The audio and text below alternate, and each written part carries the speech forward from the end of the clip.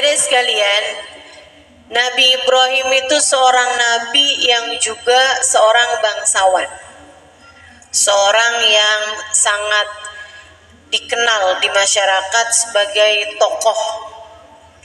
Beliau menikah juga dengan seorang perempuan dari kalangan bangsawan, sekufu lah gitu ya, ngerti sekufu deh, selevel gitu ya. Jadi kayak kelasnya kurang lebih sama dari sisi nasab, dari sisi pendidikan, dari sisi kemuliaan di masyarakat dan lain sebagainya gitu. Emang orang tuh kalau nikah sebaiknya memang sekufu. Kayak anak ulama tuh memang bagusnya kawinnya sama anak ulama juga.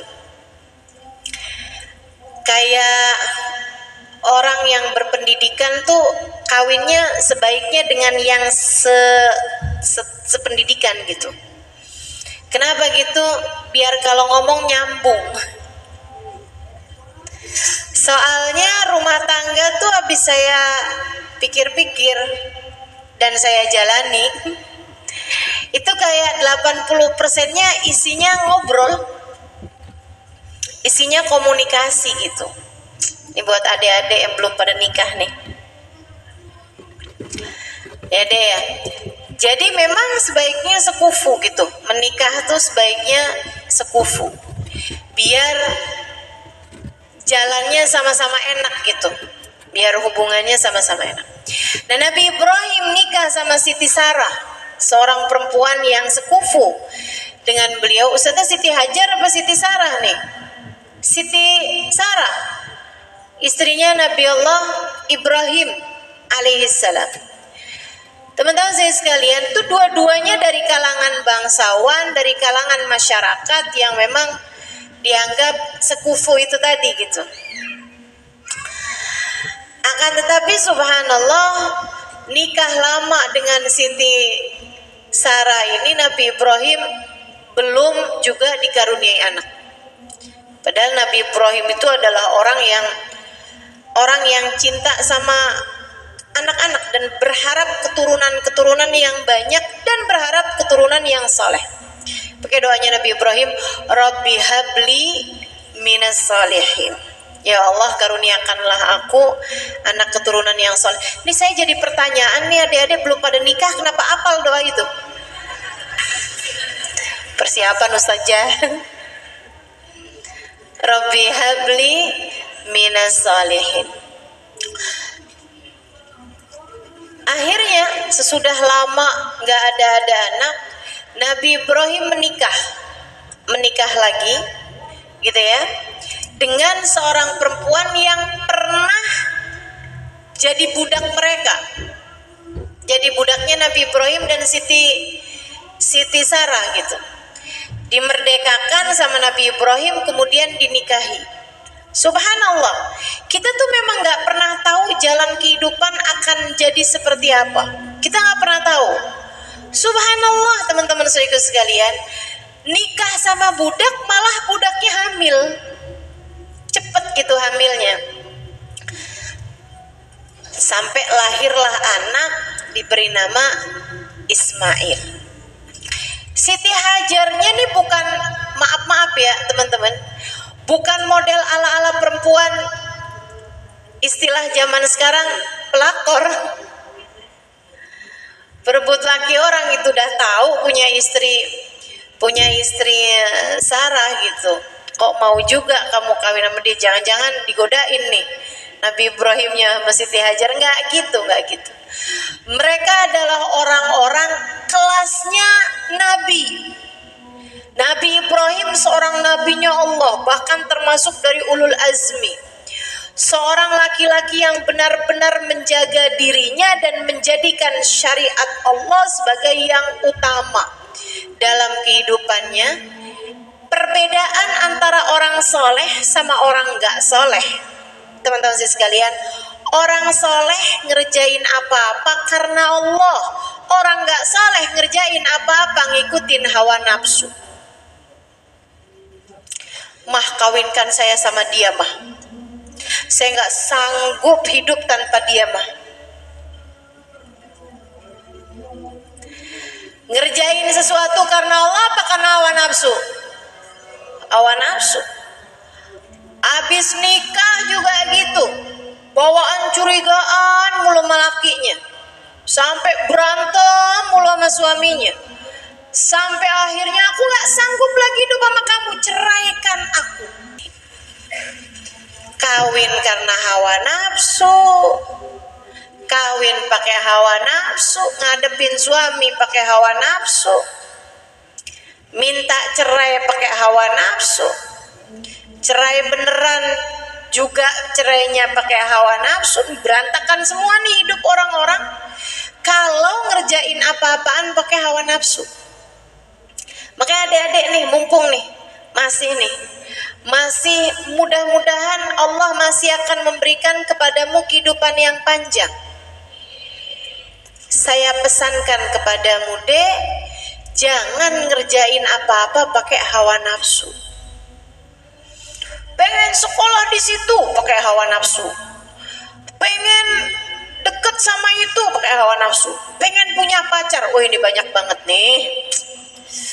Aduh, adik-adik nih ya, pengen punya pacar. Sampai ada yang bilang sama saya, Ustaz doain dong biar saya punya pacar.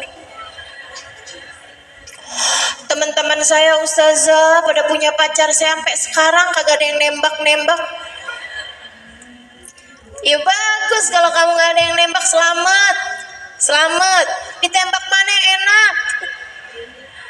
Sakit yang ada, Dek. Masya Allah.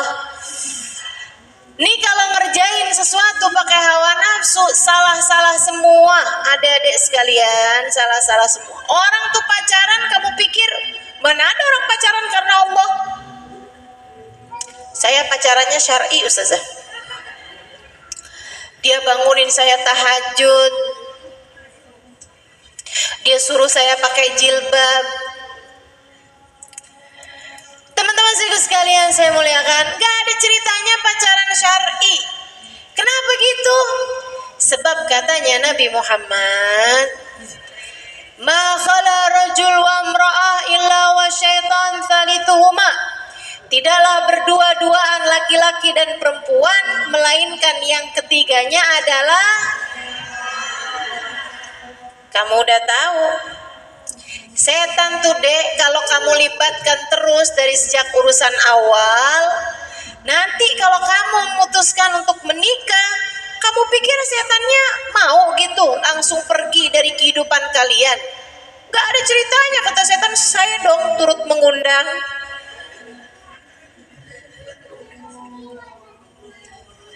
Jadi itu di undangan turut mengundang. Departemen Persetanan Nasional. Enggak gitu gampang, enggak gampang gitu aja dia bisa lepas dari kehidupan kita. Setan, hawa nafsu, waduh, nyiksa kehidupan manusia. Semua kesalahan di atas muka bumi ini disebabkan karena orang melakukan sesuatu ngikutin hawa nafsu yang dibisik-bisikan sama si setan. Udah nggak ada lain lagi. Orang marah banget sampai bisa ngebunuh orang. Itu kan karena ngikutin hawa nafsu. Ada istri, suaminya dikasih kopi campur sianida. Belum lama nih saya dengar berita berapa bulan yang lalu, ada suami gotong istrinya di kapal laut. Dengar enggak? Istrinya dibawa di kapal laut, di kapal laut nih, dikirain gitu kan mau mesra-mesra, dilempar ke laut. Ya Allah, tolong.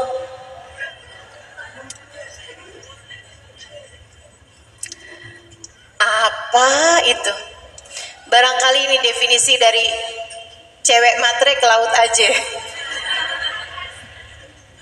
Suaminya bilang, nih cewek saya nih matre banget nih, jadi bini udah saya lempar ke laut aja dah sekalian. Masya Allah, Masya Allah. Semua kesalahan di atas muka bumi ini, semua kesalahan di atas muka bumi ini terjadi karena seseorang melakukan sesuatu dengan pendorong hawa nafsu.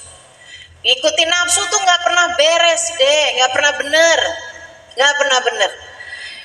Makanya mudah-mudahan Allah selamatkan kita dari kejahatan hawa nafsu kita sendiri. Diajarin tuh doanya, mumpung belum lupa saya. Diajarin doanya sama Sayyidah Fatimah Zahra radhiyallahu taala anha wa ardhaha, dari baginda kita Nabi besar Muhammad. Khusus buat adik-adik yang sedang terjerat dengan rasa yang salah, terjebak dengan perasaan yang tidak bisa dipertanggungjawabkan. Untukmu yang sedang dilanda perasaan yang gak benar ya, mencintai yang salah misalnya gitu. Nih adik-adik, diajarin doa sama Sayyidah Fatimah Zahra. Baca ya Hayyu ya Qayyum birahmatika astaghith wa min adzabika astajir aslih li sya'ni kullah wa la takilni ila nafsi tarfat ain. Baca 19 kali pagi hari. Aman insyaallah. Allah akan kasih kepada hatimu kekuatan menghindar dari perbuatan dosa. Susah tahu deh ngindarin dosa tuh. Makanya doanya emang juga perlu kuat. Perlu minta pada Allah Subhanahu wa taala. Kalau nggak dijagain sama Allah, susah mau jauhin dosa tuh. Makanya saya suka kesian sama adik-adik nih. Makanya saya kasih tahu, saya ajarin gitu. Mudah-mudahan Allah jaga kalian semua. Pacaran tuh yang dirugiin perempuan. Kenapa gitu? Perempuan tuh baper. Betul nggak? Kalau udah anak, nih yang cerita guru-gurunya nih. Kalau udah anak didik kami nih Ustazah, asalnya pinter, asalnya mudah konsentrasi, nilai bagus semuanya. Tapi satu waktu kami lihat dia kenapa nih anak. Nilai-nilai merosot, pelajaran-pelajaran pada nggak bagus, kerjaannya di kelas ngelamun aja. Biasanya tuh lagi kena virus, namanya virus jatuh cinta. Udah tuh berantakan. Biasanya ngelihat angka 3 bener 3. Ini ngelihat angka 1, 3, 4, bacanya I love you lah.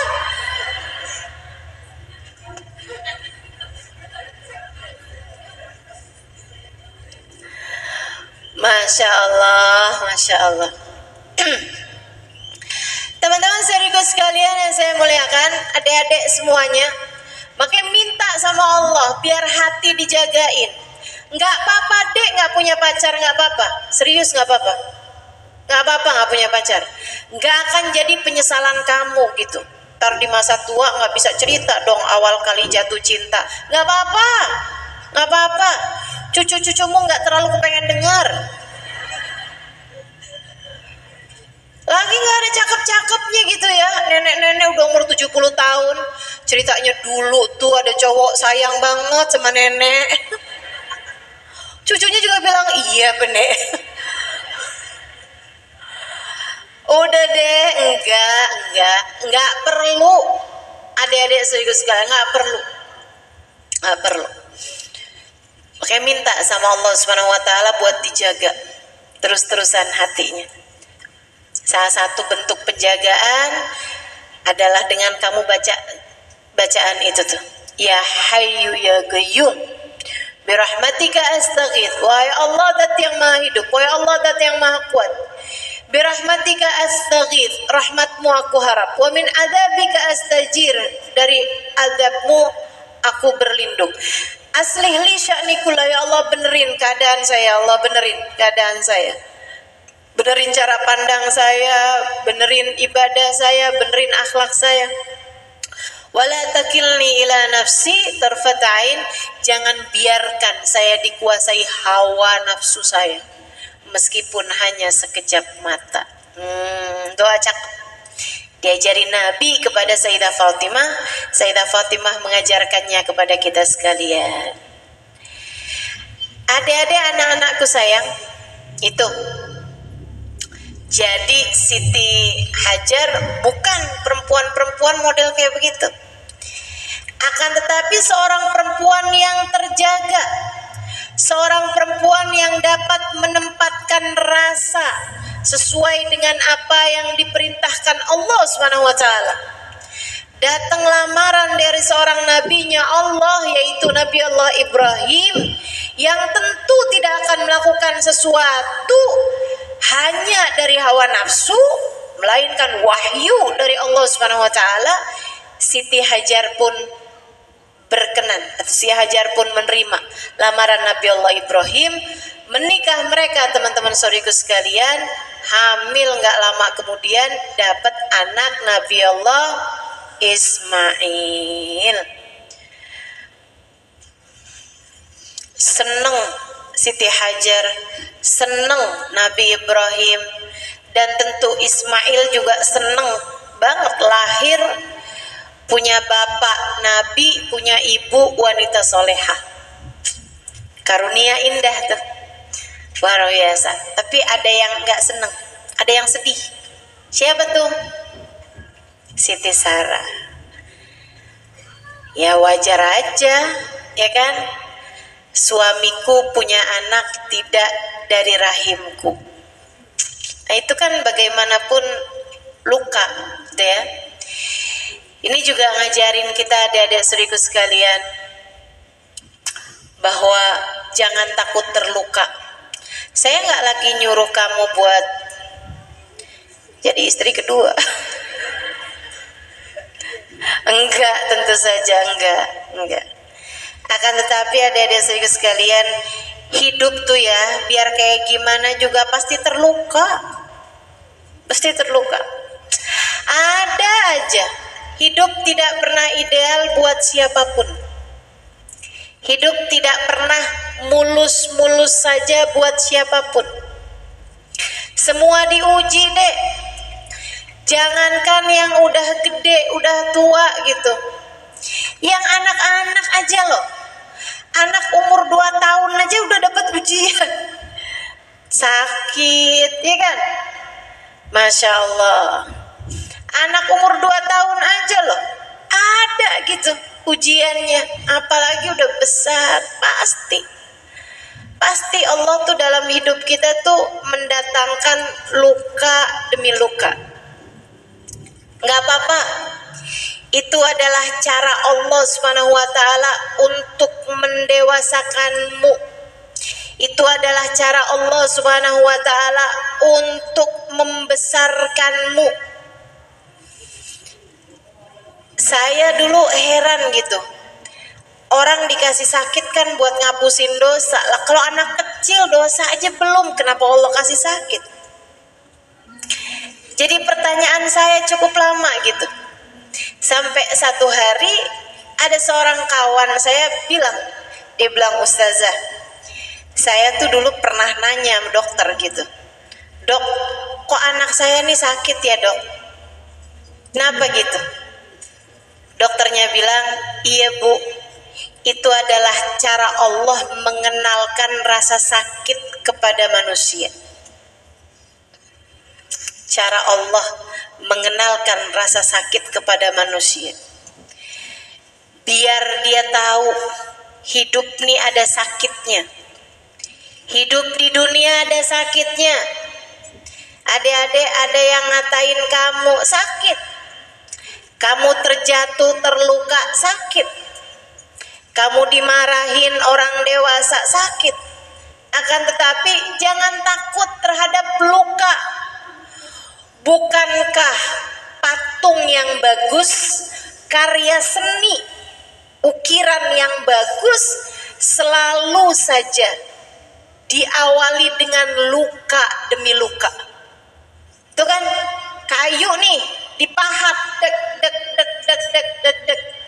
Bikin luka apa enggak tuh? Luka teman-teman, disayat-sayat gitu kan. Ya nggak apa-apa, dengan cara seperti itu barulah terbentuk bentuk yang bagus. Kalau misalnya nggak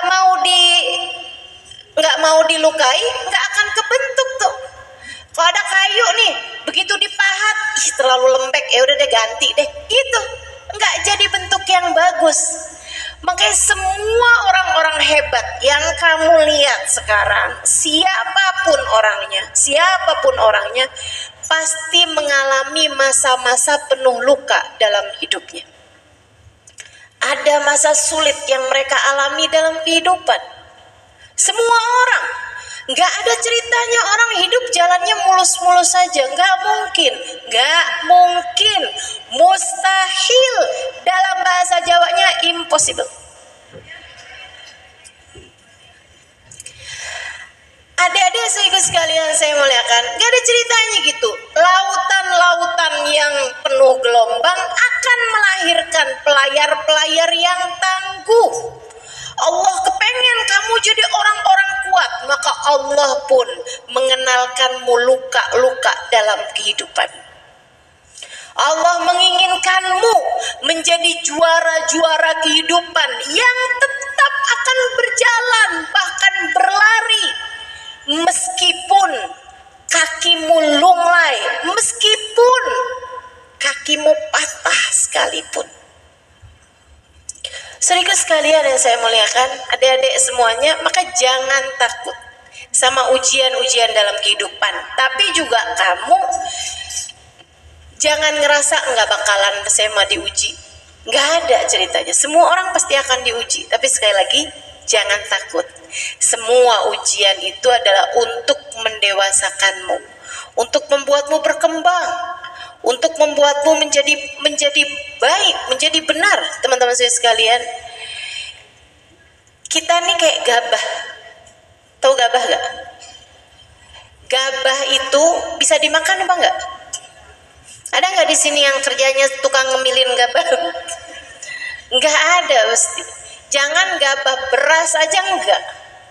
Kita nggak suka makanin beras. Akan tetapi kita tergantung sama nasi. Adik-adik, dari gabah ke nasi itu nggak begitu aja kita liatin nih kapan nih gabah jadi nasi. Nggak bisa-bisa. Mengalami proses. Diapain tuh prosesnya?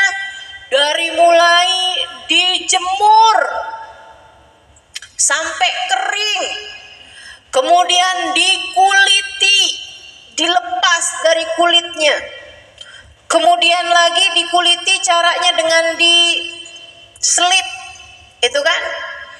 Nah habisnya itu dicuci, udah jadi beras nih, nggak langsung jadi nasi, pakai air, dibersihkan dulu tuh, waduh, digosok sampai kotoran-kotorannya hilang, baru dimasak, dipanaskan di atas api, barulah ia jadi nasi. Demikian pula dengan orang-orang hebat tuh ibaratnya udah jadi nasi tuh merekanya tuh.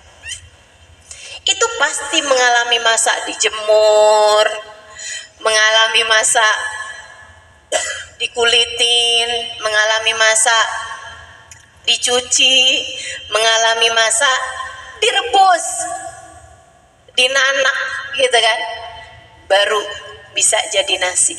Mengalami proses panjang pembelajaran dalam kehidupan gitu. Jadi Siti Sarah sedih hatinya, akan tetapi dia adalah perempuan bertakwa. Jadi kesedihannya nggak bikin dia jadi nyinyir sama Nabi Ibrahim. Dari mana? Dari si batu itu ya. Hajar kan artinya batu ya.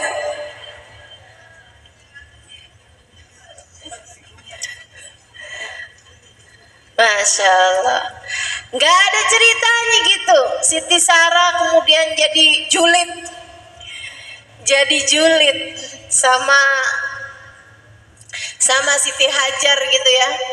disamperin, emang itu bener anak suami saya? Kayak nggak mirip. Tes DNA gimana?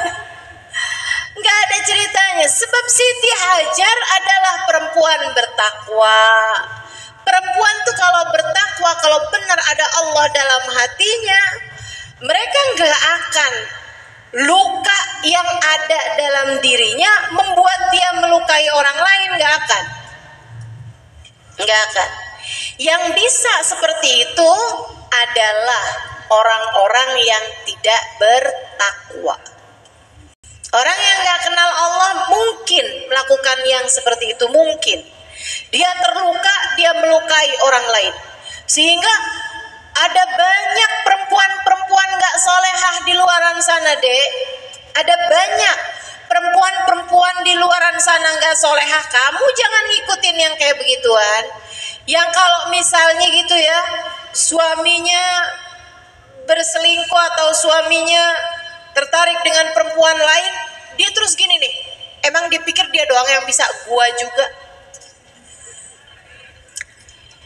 Dia merasa terluka, kemudian dia merasa dia boleh melukai orang lain. Siapa bilang begitu? Kamu terluka nggak apa-apa, jangan jadikan itu sebagai penyebab kamu melukai orang lain. Nggak gitu caranya. Orang yang bertakwa nggak gitu. Kamu disakiti sama teman kamu gitu, bukan jadi alasan kamu boleh menyakiti orang lain. Bukan jadi alasan kamu kalau ditonjok kamu tonjok balik gitu kan. Kamu dijahatin, kamu jahatin balik ke orang lain gitu. Atau misalnya kamu dianggap lemah sama kakak kelas, kamu kemudian dijahatin, bukan berarti itu adalah alasan kamu boleh berbuat itu kepada adik kelas kamu. Itu namanya luka menyebabkan kamu melukai orang lain. Gak boleh begitu, gak boleh begitu. Jadi yang dilakukan sama Siti Sarah hanyalah mengadu kepada Allah, selebihnya berserah kepada Allah Subhanahu wa taala. Enggak ngide-ngide juga, ya Allah, kayaknya boleh deh tuh si Hajar dijauhin apa dari laki saya. Biar enggak empet gitu mata saya lihat dia. Enggak gitu. Enggak pernah. Enggak ada doa-doa enggak bertanggung jawab seperti itu dilakukan oleh hamba-hamba Allah yang soleh-soleh. Allah kemudian justru ketika melihat hati Nabi Ibrahim terpaut cinta kepada anaknya Ismail, Allah tuh nggak suka kepada hamba-hamba yang dia cintai. Allah nggak suka melihat hamba tersebut mencintai manusia berlebihan. Gak bisa, gak boleh. Teman-teman saya sekalian, gak boleh. Terhadap hamba-hamba yang Allah suka, terhadap hamba-hamba yang Allah Subhanahu wa taala cintai. Makanya kenapa Nabi Muhammad umur lahir udah gak punya bapak, karena anak punya potensi untuk menjadi sangat bergantung kepada bapaknya. Balik ke ibunya baru 2 tahunan aja ibunya meninggal dunia gitu. Pokoknya Nabi tuh kalau saya liatin, ya Allah, Nabi ya, tiap sayang sama orang dijauhin sama Allah Subhanahu wa taala. Deket sama kakeknya meninggal dunia juga gitu. Berat bener hidup baginda kita Nabi besar Muhammad. Allah tidak mau melihat hati kekasihnya bergantung tidak kepada dia. Tuh, adik-adik saya sekalian, Allah pun memisahkan Nabi Ibrahim dengan Siti Hajar, dibawa jalan jauh sampai ke gurun, berhari-hari, berminggu-minggu, kemudian dilepaskan, dibiarkan, ditinggalkan di gurun pasir yang katanya Nabi Allah Ibrahim ghairu di zar'in, gak ada tumbuhan sedikit pun di kota Mekah. Adik-adik saudaraku sekalian, sekarang Nabi Ibrahim dijauhkan dari anaknya, dijauhkan dari istrinya, bukan karena nggak sayang, tapi melaksanakan perintah Allah. itu sebagian makna dari berkorban. Berkorban itu adalah melepaskan yang dicinta untuk yang tercinta. Melepaskan yang dicinta karena yang tercinta. Dia cinta kepada anaknya, dia cinta kepada istrinya, dia lepaskan karena melaksanakan perintah Allah Subhanahu wa taala yang dia harapkan mencintai, dan dia lebih cinta kepada Allah Subhanahu wa taala daripada kepada istri dan anaknya tersebut. Itu berkorban. Adik-adik nih kan tinggal di rumah orang tua, enak, seneng barengan sama mereka gitu. Tapi karena harus belajar, jadinya meninggalkan orang tua. Belajar di pondok pesantren, di situ terdapat makna berkorban.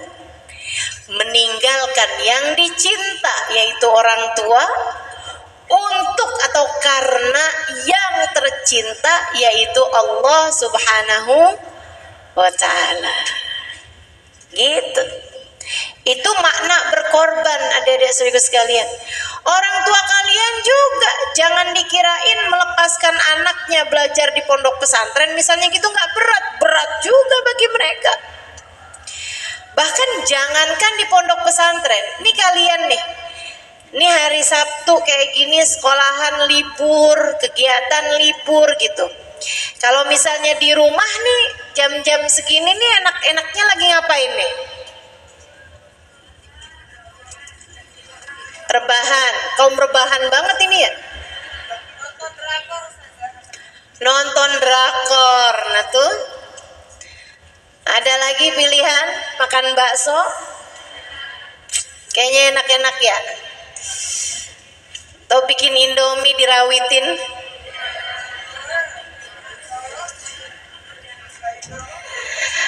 Teman-teman sekalian saya muliakan, itu sesuatu yang menyenangkan bagimu, tapi kamu tinggalkan itu untuk duduk baca burda, mendengarkan kajian. Dalam setiap kalian meninggalkan yang kalian sukai, yang kalian cintai demi atau karena Allah Subhanahu wa taala, maka disitulah terdapat makna pengorbanan. Dan kalau pengorbanan tuh nanti pasti buahnya manis. Kalau benar berkorbannya buahnya manis. Tapi kalau kamu nggak mau berkorban dalam kehidupan, siap-siap aja. Siap-siap aja untuk kecewa terhadap keadaan-keadaan yang kemudian datang. Orang nggak mau belajar nih misalnya gitu, ngapain belajar, enakan makan Indomie pakai rawit. Ngapain belajar, ngapain baca burdah, ngapain dengerin kajian, enakan juga nonton drakor. Ngapain sih pergi-pergi ke Abu Zahra, udah mendingan kita di rumah aja rebahan misalnya gitu. Kamu ikutin terus hawa nafsumu, keinginanmu, kamu bersiap-siap nanti akan ada kepahitan di belakangnya. Kalau kamu jadi orang yang nggak ngerti apa-apa, yang selalu dikuasai sama hawa nafsu, yang nggak paham urusan cara mendekat kepada Allah gitu, yang ada tuh penyesalan demi penyesalan. Teman-teman saya sekalian, adik-adik kalau yang masih kecil-kecilan gini nih masih suka belum paham nih, tapi yang udah tua-tuaan tuh kalau saya tanyain nyesel kenapa waktu zaman muda, nggak ada yang bilang nyesel nggak pacaran dulu, nggak pernah. Saya nggak pernah dengar ada orang tua ngomong nyesel kenapa dulu nggak pacaran, atau nyesel kenapa dulu nggak tonton semua film-film di bioskop misalnya gitu. Nggak ada yang nyeselnya kayak gitu. Nyeselnya kenapa? Nyesel dulu nggak belajar ngaji, nyesel dulu nggak belajar Quran dengan benar, nyesel dulu nggak belajar ilmu agama dengan baik, nyesel dulu kenapa baru ngertinya sekarang, nyesel kenapa nggak dari dulu-dulu nutup aurat, nyesel kenapa dari dulu-dulu nggak tahu tentang Allah, tentang Rasulullah, tentang ajaran agama Islam. Nah, mumpung kalian masih dalam umur-umur yang memungkinkan kalian untuk banyak berkorban dengan belajar, teman-teman saudara sekalian, maka disitulah letaknya pengorbananmu dalam kehidupan. Saya ingat ada nasihat guru saya Kiai Haji Maimun Zubair. Ada beberapa teman pamit sama Mbah Mun, pamit sama Kiai Haji Maimun Zubair untuk puasa dalail. Puasa dalail itu puasa bertahun. Mereka nggak buka kecuali pada hari raya 2 sama 3 hari tasyrik sama akhir Sya'ban. Akhir Sya'ban sebelum Ramadan, nah itu kan juga makruh buat puasa. Itu teman-teman, tuh 6 hari aja yang nggak puasanya sepanjang tahun. Sisanya sepanjang tahun dipuasain terus. Namanya puasa dalail. Itu ada ijazahnya gitu ya, dari beberapa guru gitu, dari kiai-kiai, dari ulama-ulama gitu. Nah itu ada beberapa orang datang ke Mbah Mun, beberapa santri datang ke Mbah Mun untuk minta ijazah puasa dalail tersebut gitu. Puasa bertahun, tahunan puasa aja. Iya kalau malam enggak, ya puasa maksudnya dari subuh ke maghrib gitu kan. Itu puasa tapi bertahun-tahun gitu. Nah itu biasanya kalau ulama yang mengijazahkan itu atau apa gitu, itu suka kasih tahu gitu kan, nanti kamu puasanya setahun, kamu dalail setahun, atau kamu dalail 2 tahun gitu, dikasih tahu sama gurunya. Nah, itu kayak semacam dokter gitu kan, memberi terapi kepada murid-muridnya. Waktu beberapa santri ini datang ke Mbah Mun untuk minta ijazah dalail, sama Mbah Mun tidak diperkenankan buat puasa itu tuh mujahadah gitu ya, istilahnya bermujahadah tuh bersusah-susah gitu, apa sih namanya, kayak tirakat gitu kan. Biasanya tuh dengan cara seperti itu jadinya hawa nafsunya memang jadi lebih terdidik gitu. Tapi ketika yang datang itu adalah santri, Mbah Mun biasa ngasih ijazah hal yang seperti itu kalau yang datang itu orang pengusaha atau apa gitu, disuruh sama Mbah Mun. Udah, atau misalnya orang sekolah umum gitu kan, ya kamu puasa deh gitu, puasa setahun gitu kan, dalail seperti itu. Tapi ketika santri yang datang sama Mbah Mun nggak dikasih. Kata beliau, mujahadah kamu ini nak adalah dengan belajar ilmu agama yang benar. Itu udah seindah-indah mujahadah buat kamu, seindah-indah pelatihan diri buat kamu, seindah-indah tirakat buat kamu. Itu adalah kamu belajar ilmu agama dengan benar. Begadang mempelajari ilmu, belajar ngafalin Al-Quran, belajar ngafalin hadisnya Nabi, belajar buat faham ilmu agama, itu seindah-indah mujahadah bagi kalian. Dah nggak usah puasa, nggak usah puasa sunnah, maksudnya nggak usah puasa dalail, nggak usah puasa sunnah, dah kamu kerjain itu aja, belajar aja yang benar. Itu seindah-indah pengorbanan kamu dalam kehidupan. Masa muda kamu nih pengen berisi pengorbanan yang diterima Allah, sehingga nantinya Allah kasih hadiah-hadiah.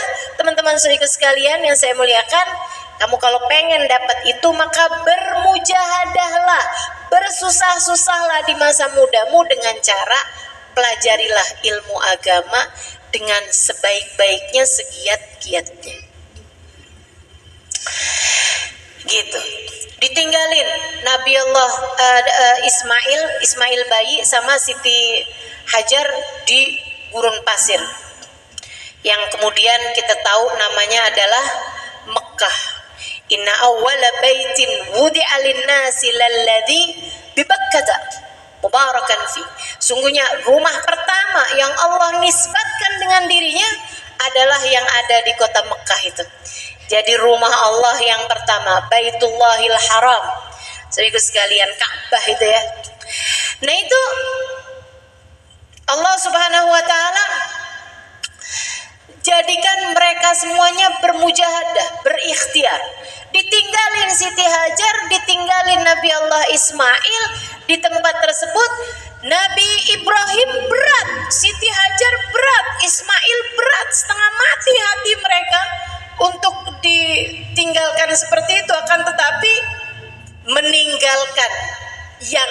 disukai, meninggalkan yang dicintai karena yang tercinta, yaitu Allah Subhanahu wa Ta'ala. Mereka pun melaksanakan hal tersebut 7 tahun lamanya.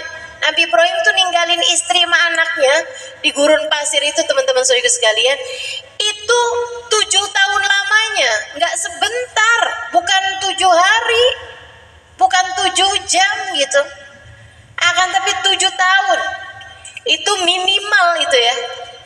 Sebab begitu pulang Nabi Ismail tuh udah cukup besar gitu, udah bisa diajak ngobrol, udah. Dan itu waktu itu ketika Nabi Ibrahim balik lagi ketemu sama Siti Hajar dan Nabi Ismail, itu Siti Sarahnya belum punya anak. Istrinya yang bangsawan tuh belum punya anak. Karena Siti Sarah itu punya anak di saat dia tuh sudah sangat lanjut usianya. Sampai ketika dikabarin bahwa Sarah datang malaikat wabasyirnahu bi Ishaq wa min wara Ishaq Yaqub. Malaikat datang kepada Nabi Ibrahim terus bilang gitu, wahai Nabi Ibrahim, kami diutus Allah Subhanahu wa Ta'ala untuk memberitahu kepadamu dan kepada istrimu bahwa istrimu ini, Sarah ini, akan hamil Ishak, akan hamil nabinya Allah yang bernama Ishak. Itu belum lahir udah dikasih nama sama Allah Subhanahu wa Ta'ala. Min wara Ishak Yaqub. Nanti Ishaknya itu juga bakalan punya anak juga, seorang nabi yang bernama Yaqub. Teman-teman sekalian saya muliakan, itu istrinya tuh tertawa terkekeh-kekeh. Kagak-kagak aja. Lucu banget sih. Gimana saya bisa hamil? Saya ini udah jompo begini. Gimana saya bisa hamil? Saya ini udah nenek-nenek, anak ajus katanya beliau. Saya tuh udah nenek-nenek, saya mau hamil gitu. Saya nggak tahu tuh umurnya Sayyidah Sarah tuh waktu hamil berapa gitu. Mungkin di atas 50 tahun, mungkin di atas 60 tahun teman-teman. Kebayang karena beliau tuh begitu dengar kabarnya itu bahwa akan hamil. Lucu banget gitu katanya. Tertawa terkekeh-kekeh gitu, ngebayangin dirinya hamil. Tapi ya beneran memang. Akhirnya hamil teman-teman. Lahirlah Ishak. Lahir Ishak. Saya sih nggak mau tuh punya anak pas saya udah tua. Takut aja pas orang nengok saya lupa. Ustazah, kita datang ke sini main nengokin anak Ustazah. Anak siapa ya? Anak Ustazah kan, oh iya, ya ampun, ditaruh di mana ya? Kayaknya enggak dah ya. Udahlah, nggak ada anak nggak apa-apa, lahirin yang lain aja. Iya, anaknya udah banyak nih, banyak banget nih. Mau jadi anak saya?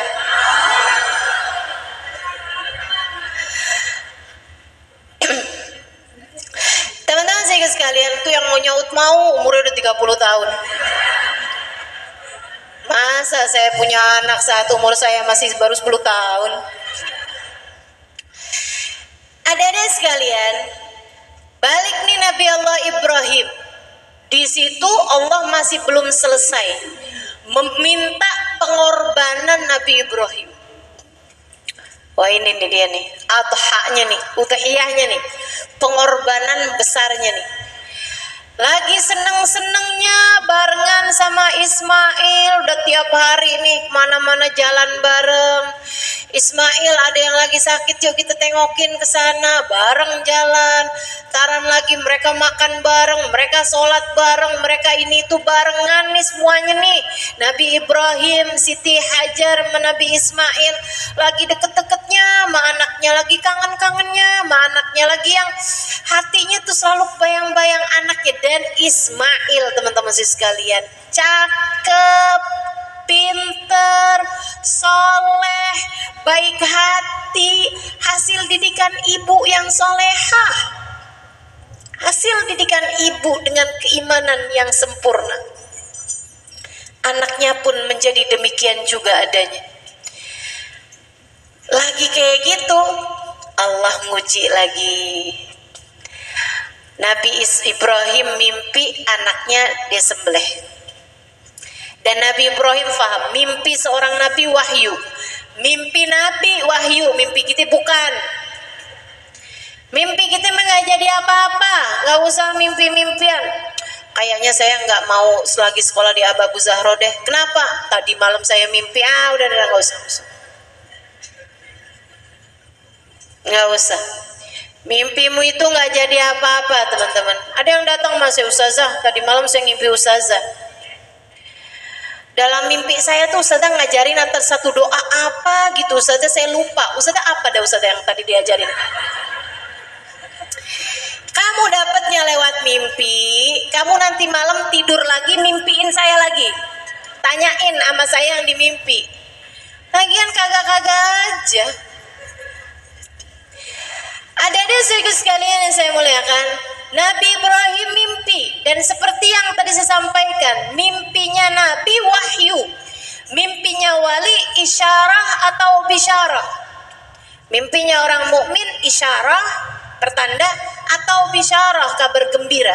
Katanya Nabi Muhammad alaihi salatu wassalam, "Dhahabatin nubuwah wa baqiyatil mubasysyirat." Kenabiannya udah hilang, yang sisa adalah kabar-kabar gembira. Apa itu kabar gembira wahai Nabi Muhammad? Ru'yar rajulil mu'min, mimpinya seorang mukmin. Au ru'ya ini, atau dimimpiin orang lain. Gitu ya. Kadang-kadang juga merupakan hal yang menjadi kabar gembira gitu. Nah, tapi kalau kita tuh, nih, adik-adik saya ceritain. Kalau kamu mimpi yang buruk, jangan cerita sama siapapun. Jangan cerita sama siapapun. Kenapa gitu? Itu tuh kayak burung terbang. Yang bilang begitu Nabi Muhammad. Mimpi tuh kayak burung terbang. Kalau kamu ceritain sama orang, orangnya mentakwil, itu kayak dipanah, kayak ditembak, jedar, burungnya jatuh. Kejadian dalam hidupmu. Kamu ngimpi ada satu gigimu yang tanggal, cerita sama orang, tadi malam saya ngimpi gigi saya tanggal. Oh, berarti ada keluarga kamu yang mau meninggal.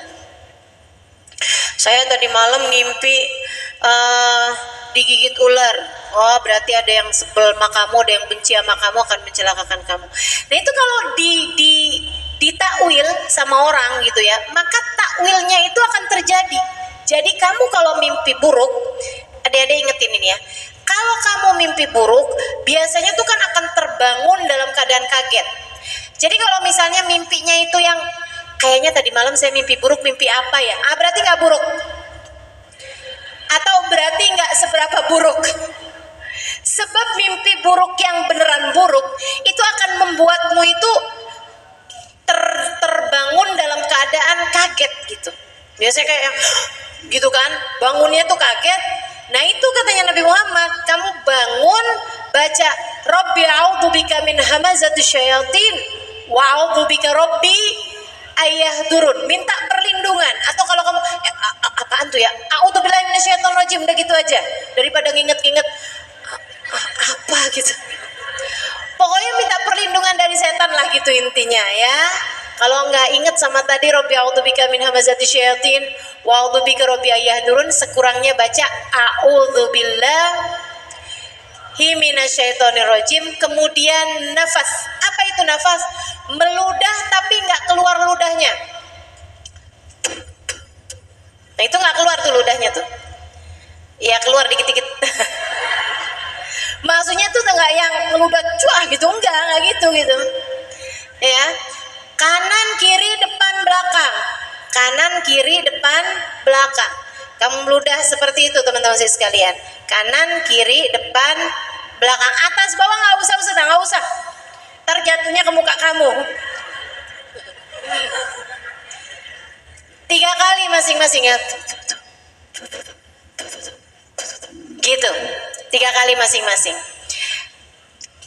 Sekali lagi nafas ya, bukan meludah. Apalagi kalau sebelahnya ada orang. Apaan nih? Kemudian kata Nabi Muhammad, kamu ubah posisi tidur. Jadi kalau asalnya miring kiri, sekarang miring kanan. Kalau asalnya miring kanan, berarti miring kiri gitu. Pakai ngebalik bantal apa nggak usah? Boleh juga. Kalau mau boleh juga. Balik bantalnya, kemudian kamu pindah posisi kayak yang ya udah deh, saya mau ganti kaset. Gitu ya. Kaset dulu tuh pakai dibolak-balik tuh. Ya, biasanya kan kaset bagian pertama filmnya itu masih lagi yang tegang-tegangnya. Berikutnya itu kan udah jadi jagoannya udah menang. Gitu ya. Jadi pindah posisi.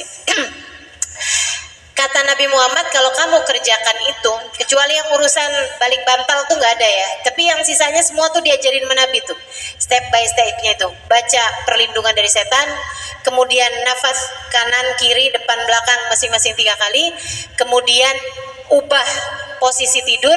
Nah itu kata Nabi Muhammad, fa innahu la yaduruk, dan jangan ceritakan kepada siapa-siapa, fa innahu la yaduruk, insya Allah nggak akan berbahaya bagimu. Gitu katanya baginda kita Nabi besar Muhammad sallallahu alaihi wasallam. Itu kalau mimpi buruk. Kalau mimpi bagus gimana Ustazah? Kalau mimpi bagus, kata Nabi Muhammad, jangan ceritakan kecuali kepada orang yang sayang sama kamu. Bukan yang kamu sayang, bukan. Yang sayang sama kamu. Emang beda ya Ustazah? Ya beda kan? Orang tua itu sayang sama kamu udah pasti. Kakak-kakak, saudara-saudara, nah itu rata-rata sayang sama adiknya, gitu ya. Atau guru itu sayang sama muridnya. Tapi kalau temen, walaupun kamu sayang sama dia, belum tentu dia sayang balik sama kamu gitu.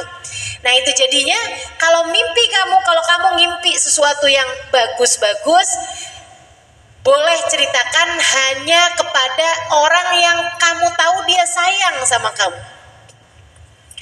Biar kenapa? Biar kamu nggak kena mata. Biar kamu nggak kena mata. Kena mata apaan sih Ustazah? Kena mata gitu. Kena mata tuh artinya ada pandangan-pandangan iri dari orang lain dan mungkin bisa berbahaya buat kamu. Apalagi kalau kamunya jadi ujub, kalau kamunya jadi riak gitu. Semalam dong, lo tahu nggak gua mimpi siapa? Gara-gara kemarin abis dengerin ceramahnya Ustazah tuh, kamu tahu nggak tadi malam saya mimpi siapa? Nabi Ibrahim? Bukan. Nabi Ismail? Bukan. Siti Hajar? Bukan. Siti Sarah? Bukan. Terus ibu saya lah. Ibu udah bodoh. Teman-teman sekalian, itu jadi kalau kamu ngimpi sesuatu yang bagus, ceritakanlah hanya kepada orang yang kamu tahu dia sayang sama kamu, sehingga nggak jatuh ujub. Sebab kalau kamu mimpi wali-walinya Allah, terus kamu ceritakan, takutnya kamu jadi ujub. Nah kalau ujub biasanya nggak datang lagi tuh. Mimpi yang bagus-bagus nggak datang lagi kalau ujub. Atau kalau ujub takutnya kamu jadi gede hati, akhirnya jadi hasil mimpinya malah lebih bawa kepada keburukan daripada kepada kebaikan. Gitu ya. Istilahnya Habib Umar bin Hafid, nah ini saya suka banget nih istilahnya Habib Umar nih ya. Ru'yal mu'min, ru'yas salih, ru'yal mu'min as-salih, kata Habib Umar, tasur wala taghur. Tasur wala taghur. Ru'yat tasurruk wala taghurruk. Kata beliau, mimpinya orang mukmin, mimpi-mimpi bagusnya orang mukmin, jadi kabar gembira aja, jangan sampai jadi hal yang menipu dirinya. Membuat senang kamu aja nggak apa-apa, jangan sampai membuatmu tertipu. Jadi ngerasa diri kayak udah bakalan masuk surga, udah pasti kumpul sama orang-orang soleh. Setiap waktu aja seringnya ngimpi Faqihul Muqaddam, ngimpi Imamul Haddad, ngimpi Syekh Bakar bin Salim, ngimpi Syekh Abdul Qadir Jailani gitu ya. Waduh, nih kayaknya saya surga nih. Wah, kayaknya nih saya surga nih sama sendal-sendal saya nih. Ya Allah, Dek. Nggak gitu ceritanya gitu. Nah ini kembali lagi kepada Nabi Allah Ibrahim bermimpi menyembelih anaknya. Sedihnya luar biasa Nabi Ibrahim. Ditungguin.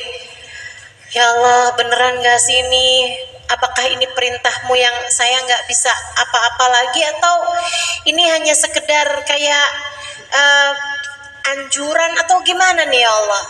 Hamba minta dipastikan. Besoknya malam 9 ngimpi lagi. Ngimpi lagi yang sama menyembelih anaknya. Sampai malam 10, 3 kali berturut-turut mimpi yang sama. Nabi Ibrahim berarti mau nggak mau itu harus melaksanakan mimpi tersebut, yaitu menyembelih Nabi Allah Ismail. Adik-adik sekalian, akhirnya Nabi Ibrahim pun ngomong sama Siti Hajar, yaitu ya subhanallah, saya sih bayangin diri jadi Siti Hajar, nggak kuat dah, nggak kuat. Kayak apa tuh rasanya ketika Nabi Ibrahim bilang, wahai Hajar, saya 3 malam berturut-turut bermimpi menyembelih Ismail anak kita. Dan kamu tahu, mimpi seorang nabi adalah wahyu dari Allah Subhanahu wa taala. Kayak apa tuh patah hatinya Siti Hajar? Kayak apa lukanya Siti Hajar? Ini kalau Siti Hajarnya bukan cewek baik-baik nih, bukan perempuan solehah, bukan tingkatannya waliyah nih, kayaknya Siti Hajar bahkan bilang terus. Dulu udah ditinggalin di padang pasir gersang, udah selamat, sekarang pakai tanganmu Ibrahim kamu mau pastiin anak kita mati. Bapak cap apa kamu ini? Bapak model apa kamu ini Ibrahim? Ngaku jadi nabi kayak gitu modelnya. Bisa aja gitu. Atau misalnya gitu ya, Ibrahim, meskipun anak ini juga adalah anakmu, akan tetapi jangan lupa saya yang hamil dia 9 bulan Ibrahim.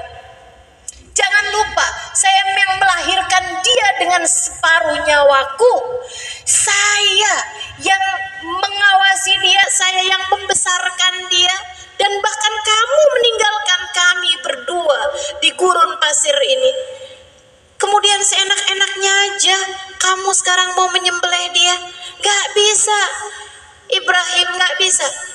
Nawar sama Allah sana, misalnya gitu, protes sama Allah sana, bilang emaknya gak mau ya Allah. Adik-adik seriku sekalian yang saya muliakan, tapi Siti Hajar seperti yang tadi saya sampaikan adalah seorang perempuan dengan hati yang 100% beriman kepada Allah, 100% hanya bergantung kepada Allah Subhanahu wa taala, maka dia hanya berkata sami'na. Apapun wahai Ibrahim, kita adalah hambanya, laksanakanlah apa yang Allah perintahkan terhadapmu wahai Rasulullah. Yarhamukillah. Udah habis selesai ngomong sama Siti Hajar, Nabi Ibrahim ngomong sama Ismail. Ini juga pelajaran besar banget teman-teman. Untuk jadi orang tua tuh ngomong sama anak. Jangan anak tuh kayak bertanya-tanya, kenapa ya mama sama papa sekarang tidurnya gak barengan, kenapa nih? Kenapa ya mama sama papa kok sekarang gak lagi satu rumah? Kasih keterangan dong, anak-anak ini kan perlu info. Betul gak? Kita mau pindah rumah, kita mau pindah sekolah, kan gak ujuk-ujuk ya gak? Kita kan juga punya perasaan sebagai anak. Saya mewakili perasaanmu dek. Udah enak-enak tinggal di Condet, pindah ke Bekasi. Masya Allah. Ya kan kalau orang tua ngasih keterangan sama anak kan enak semua jadinya kan. Gitu, nggak ada ceritanya anak ngambek-ngambekan gitu. Nabi Ibrahim loh mau nyembelih anak aja dicerita. Ya bunayya ra'aitu anni adbahuka fanzur madza tara. Nak, anakku sayang, ayah bermimpi menyembelihmu 3 malam berturut-turut, dan kamu tahu mimpi seorang nabi adalah wahyu dari Allah Ta'ala. Bagaimana pendapatmu, nak? Anaknya keren banget, hasil didikan mak bapak nih, luar biasa. Ya abati fa'al ma tu'mar satajiduni insyaallahu minas sabirin. Ayah, kalau memang ayah diperintahkan kerjakan, jangan ragu, jangan bimbang ya. Ayah akan mendapati saya termasuk di antara kelompok orang-orang yang bersabar. Sabar disembelih. Emangnya Nabi Ibrahim punya nyawa berapa? Masya Allah. Jadi nak, kita kerjakan bismillah ya. Berangkat tuh. Sempet ya bawa kain ya, biar ayah bisa nutupin badan saya. Saya takut ayah kalau lihat saya nanti nggak tega. Bawa kain, teman-teman. Ayah, pedangnya yang tajam ya. Iya nak, ini pedang paling tajam yang ayah punya. Berangkat berduaan. Jalan-jalan, tuh datengin setan tuh. Didatengin ke Siti Hajar, Mahajar dilempar pakai batu. Didatengin Nabi Ibrahim lempar pakai batu. Makanya haji itu kan ada acara lempar-lemparan batu. Bukan lempar-lemparan ya, ada acara melempar batu. Lempar-lemparan mah jadinya ini dong, rusuh. Apalagi kalau acara lempar-lemparannya sama lawannya orang Indonesia, waduh, rusuh. Nah itu ada acaranya Nabi Ibrahim melempar batu ke arah bisikan tersebut. Sampai kemudian ketemu tempat yang landai, di sini. Di sini Ismail, iya ayah di sini. Nabi Ismail baringan langsung di kayak di atasnya batu gitu yang rata gitu. Nabi Ismail baringan di situ. Kainnya dipakai sama dia buat nutupin badannya. Nabi Ismail tajemin pedang. Seng. Iya Nabi Ibrahim. Saya bilang apa tadi? Ya yang penting ngerti lah. Seneng bener kalau saya salah. Dah tajemin tuh. Teman-teman, sampai dirasa udah tajem nih, dia pun mulai dimasukkannya pedang di tangan kanannya tersebut, dengan tangan kirinya masukin ke kain tadi itu, dipasin nih sampai Nabi Ismail merasakan dinginnya pedang, ujung pedang di lehernya. Udah pas Ismail, udah ayah. Tangan kirinya Nabi Ibrahim pegang mukanya Nabi Allah Ismail, pegang. Tangan kanannya pegang itu. Nabi Ibrahim mandang langit. Nabi Ibrahim nangis. Nabi Ibrahim pejamin matanya, kebayang-bayang Ismail saat jalan bareng, kebayang-bayang saat makan bareng. Dan itu masih jadi anak satu-satunya yang dimiliki oleh Nabi Allah Ibrahim.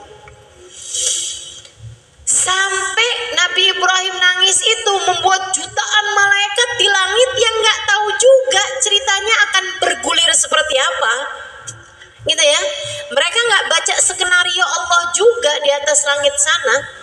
Teman-teman, itu jutaan malaikat langit ikut menangis bersama dengan nangisnya Nabi Allah Ibrahim. Kesiannya Ibrahim, kesiannya Ismail, kesiannya Hajar, ya Allah, kesiannya harus disembelih banget gitu, ya Allah, kesian banget sih gitu. Pada nangis semuanya. Ya Allah, hamba-Mu ya Rabb. Mereka menangis bersama-sama. Nabi Ibrahim semakin banjir air matanya. Akan tetapi perintah ini harus dikerjakan. Bismillahi Allahu Akbar.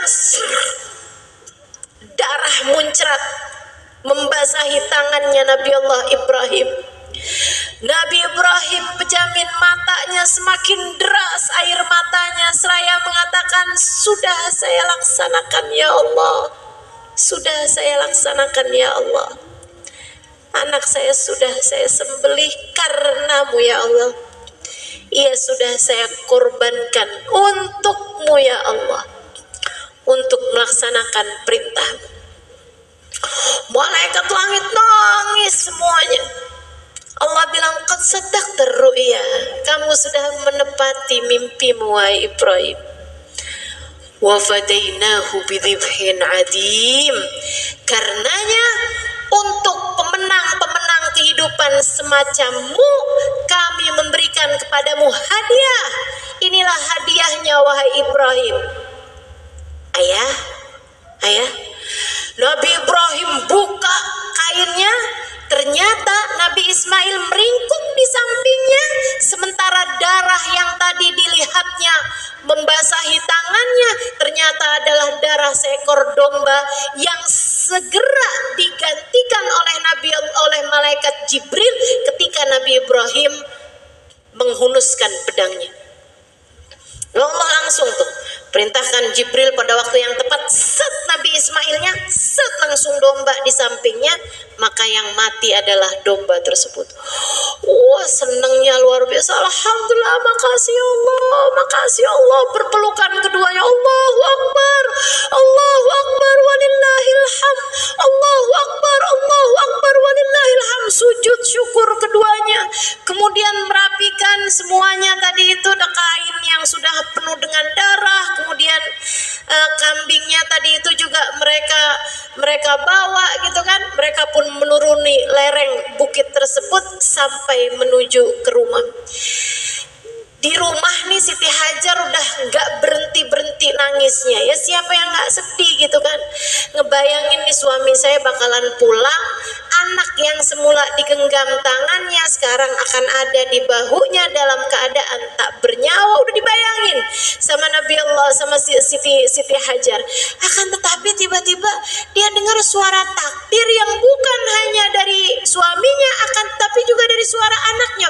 Allahu Akbar, Allahu Akbar, Allahu Akbar, la ilaha illallah, Allahu Akbar, Allahu Akbar, walillahil hamd, Allahu Akbar, Allahu Akbar, Allahu Akbar. Siti Hajar segera bergegas keluar dan kemudian dia mendapati anaknya selamat bersama dengan Nabi Ibrahim yang senyumnya sangat lebar, dan mereka semua menyeret kambing dengan kain yang mereka bawa tersebut, diseret-seret menuju rumah.